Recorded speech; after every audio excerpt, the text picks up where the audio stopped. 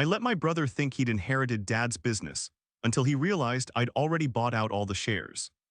The morning after Dad's funeral, I sat in the cramped office above the warehouse, staring at the legal documents spread across his old wooden desk. My brother hadn't shown up yet, which wasn't surprising since he'd spent the last decade treating our family business like his personal ATM while I did the actual work. The irony wasn't lost on me that he was probably sleeping off another hangover while I was already here at 6 in the morning, just like every other day for the past 15 years. Dad had built this company from nothing, starting with just a single delivery truck and a dream back in the 80s. I remember being 8 years old, helping him load boxes into that beat-up Ford while my brother complained about getting his clothes dirty. Even then, the difference between us was clear. I wanted to understand how everything worked, while he just wanted to know when he'd get paid for showing up. The lawyer had called yesterday, asking both of us to come in for the reading of the will. My brother had seemed confident, almost smug, when he hung up the phone. He'd always assumed that being the older son meant he'd automatically inherit everything, despite the fact that he'd barely set foot in the warehouse unless it was to ask Dad for money. I'd watched him stumble through college, change majors 3 times, and then drift from job to job, never lasting more than 6 months anywhere. Meanwhile, I'd been working here since I was 16, learning every aspect of the business from the ground up. I knew which suppliers were reliable, which customers paid on time, and which routes were most efficient. I'd stayed late countless nights helping Dad with the books, and I'd been the one he called when equipment broke down or when we had a crisis with a major client. But somehow my brother still believed that blood trumped dedication. The door creaked open, and he walked in looking like he'd slept in his funeral suit. His tie was crooked, his hair was a mess, and he had that glazed look that came from too much bourbon and too little sleep. He didn't even acknowledge me as he slumped into the chair across from Dad's desk, checking his phone like he had somewhere more important to be. 20 minutes later, we were sitting in the lawyer's office, and I could see the anticipation in my brother's eyes as the will was read. When it came to the business, the lawyer's words were clear: everything was split 50-50 between us. My brother's satisfied smile told me everything I needed to know about what he was thinking. He probably figured he could strong-arm me into selling him my half, or maybe he thought I'd just step aside and let him run things his way. What he didn't know was that I'd been preparing for this moment for years. Dad had been sick for a long time, and we'd had many conversations about the future of the company. He'd wanted to make sure the business would survive, but he also knew that leaving everything to just one son would destroy our family forever. So we'd worked out a plan that would protect both the company and our relationship, even if my brother never appreciated the thought that went into it. The first surprise came 3 days later when my brother tried to access the business bank accounts. He called me furious, demanding to know why he couldn't withdraw money or make any major decisions. I calmly explained that while we both owned 50% of the company, the operating agreement required both partners to agree on any expenditure over $500. He'd never bothered to read the fine print, assuming that ownership automatically meant control. But that was just the beginning. Over the next few weeks, I watched him struggle with the reality of actually having to work for a living. He'd show up around 10 in the morning, disappear for long lunches, and leave by 4, all while complaining about how the employees didn't respect him. He had grand plans for expanding the business, but no understanding of cash flow, profit margins, or the delicate relationships we'd built with our clients over the years. The turning point came when he tried to fire our warehouse manager, a guy who'd been with us for 12 years and knew the operation better than anyone. The employees were getting restless, customers were starting to complain about delayed shipments, and I realized that my brother's incompetence was going to destroy everything Dad had built. That's when I decided it was time to reveal the second part of our plan. What my brother didn't know was that 3 years earlier, when Dad's health started declining rapidly, we'd quietly restructured the company. Instead of being a simple partnership, we'd created a complex web of subsidiaries and holding companies. The warehouse, the trucks, the customer contracts, the supplier relationships, all of it was owned by separate entities that I'd been gradually buying into with my own money and small business loans. I'd spent every spare dollar I had, worked weekends at other jobs, and even sold my car to raise the capital. Dad had helped where he could, but he'd been careful to make sure everything was done legally and transparently. The company my brother thought he'd inherited was essentially just a name and a pile of debt, while all the actual assets were controlled by businesses that I owned outright. The revelation came during what my brother thought would be a routine meeting with our accountant. As the numbers were laid out on the table, I watched his face change from confidence to confusion to horror. The company he'd assumed would make him rich was actually losing money, while the profitable parts of the operation were completely out of his reach. He accused me of fraud, of stealing his inheritance, of conspiring with Dad to cheat him out of what was rightfully his. But the accountant had all the documentation, showing that every transaction had been legal and properly recorded. Dad had even left detailed notes explaining his reasoning, including his concerns about my brother's ability to manage the business responsibly. The most devastating part for my brother was learning that the employees he'd been trying to boss around were actually working for my companies, not his. When he tried to assert his authority, they simply ignored him, knowing that their paychecks came from me. He'd become a minority partner in a failing shell company, while I controlled the profitable operations that actually mattered. But the biggest shock was yet to come. As we sat in that conference room with my brother's dreams of easy money crumbling around him, I pulled out one final document. It was a purchase offer for his 50% stake in the original company, along with a generous severance package that would give him enough money to start over somewhere else. The offer was fair, probably more than his share was actually worth, but it came with conditions. He'd have to sign a non-compete agreement, preventing him from starting a similar business in our area. He'd also have to agree to never interfere with our employees or customers, and he'd have to publicly acknowledge that he was leaving the business voluntarily. What made the offer particularly painful for him was that it included a detailed breakdown of how much money he could have made if he'd actually contributed to the business over the years. The numbers showed that if he'd worked as hard as I had, if he'd invested his own money instead of just taking from the company, he could have been a legitimate partner instead of a liability. I'd calculated that his years of taking money without contributing had cost the company over $200,000 in lost growth and missed opportunities. The severance package I was offering would give him about half of that, enough to start fresh but not enough to live comfortably without working. The room was silent as he read through the documents, his hands shaking slightly as the full scope of the situation became clear. He'd always assumed that being Dad's son was enough, that he deserved success without having to earn it.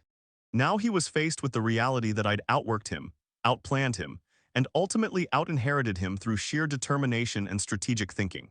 His first instinct was to fight, to hire his own lawyer and challenge everything in court.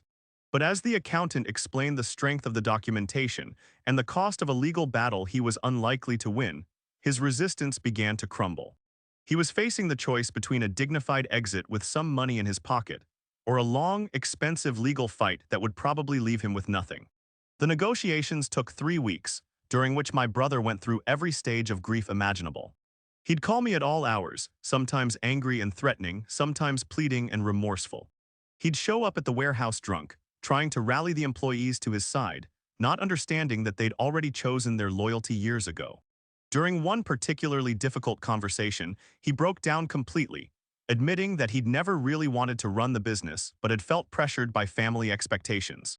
He'd always assumed that someone else would handle the hard work, while he enjoyed the benefits of being the boss. The reality of actually having to make decisions and take responsibility had been overwhelming from the start. That moment of honesty changed everything between us. For the first time in years, I saw my brother as something other than a threat to everything I'd worked for. He was just a man who'd been given opportunities he wasn't prepared for, who'd made poor choices and was now facing the consequences. The anger I'd carried for so long began to fade, replaced by something closer to pity.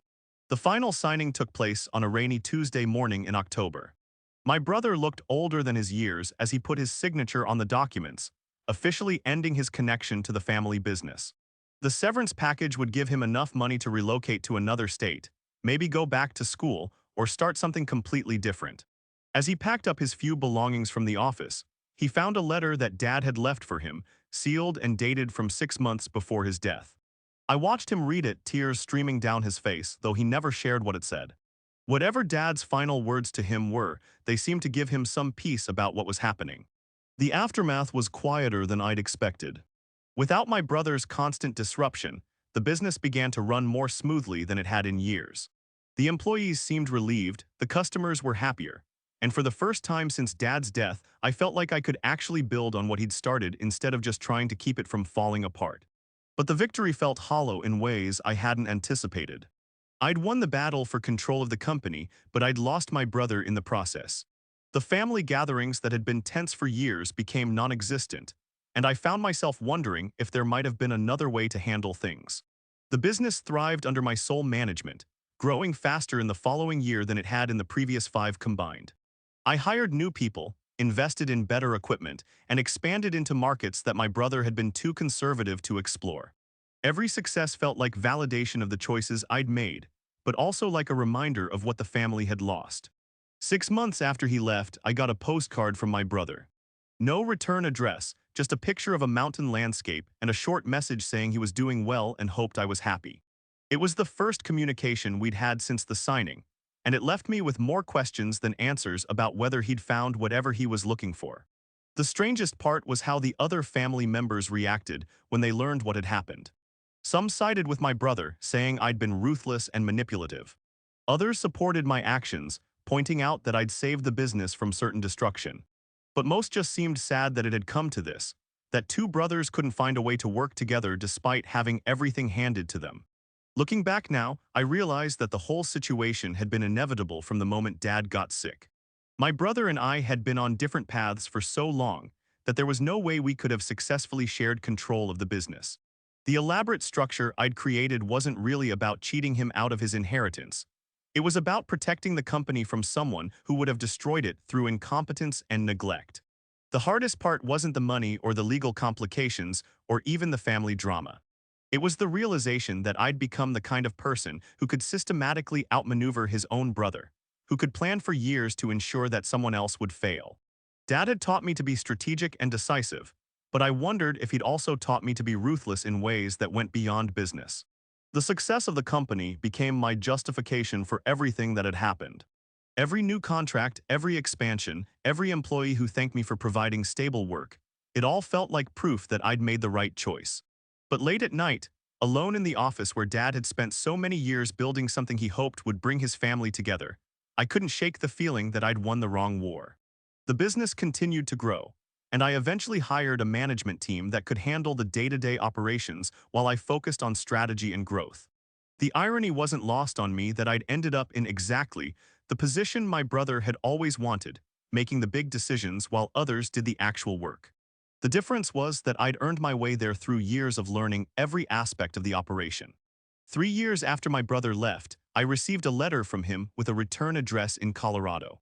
He'd started a small outdoor gear business, nothing fancy, but he sounded genuinely happy for the first time in years. He'd met someone, was engaged to be married, and had found a way of life that suited him better than the pressure cooker environment of our family business. He didn't apologize for the years of conflict, and I didn't apologize for the way things had ended. But there was a tone of mutual respect in his letter that hadn't been there before. He acknowledged that I'd been right about the business, and I found myself genuinely happy that he'd found something that worked for him. Maybe we'd both needed to go through that painful separation to become the people we were meant to be. The letter also contained something I hadn't expected, a check for $50,000. He explained that it was his way of paying back some of the money he'd taken from the company over the years. He didn't have to do it, and the amount was probably more than he could afford, but he said it was important for his own peace of mind. That gesture changed something fundamental in how I viewed the whole situation. My brother hadn't been malicious or deliberately destructive. He'd just been lost, trying to find his place in a world that expected him to be something he wasn't. The money wasn't important, but the acknowledgement of what had happened and his willingness to make amends meant everything. I framed that check instead of cashing it, hanging it in my office as a reminder that sometimes the most important victories are the ones where everybody wins something, even if it takes years to figure out what that something is.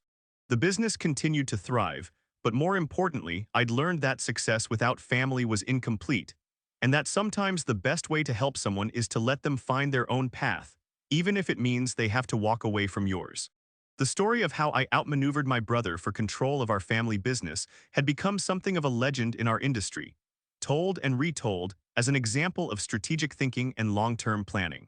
But for me, it was really a story about two brothers who loved each other enough to find a way to go their separate ways, without destroying everything their father had built for them.